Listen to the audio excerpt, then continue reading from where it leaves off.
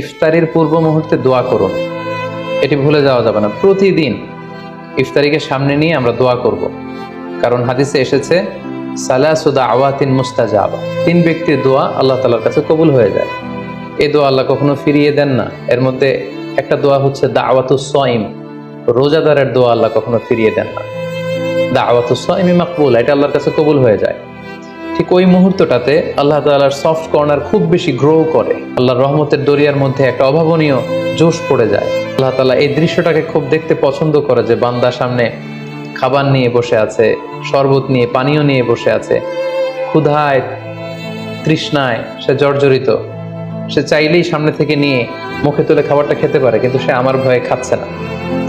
তখন আল্লাহ তাআলা এই দৃশ্যটা দেখতে বড্ড পছন্দ করেন। ঠিক এই মুহূর্তে আপনি যখন বুদ্ধি করে আল্লাহ তাআলার কাছে চাইতে শুরু করবেন, কায়মনো বাক্যে চোখের পানি ছেড়ে, আপনি চাইতে দেরি হবে, এই দোয়া আল্লাহ তাআলার কাছে কবুল হতে দেরি হবে।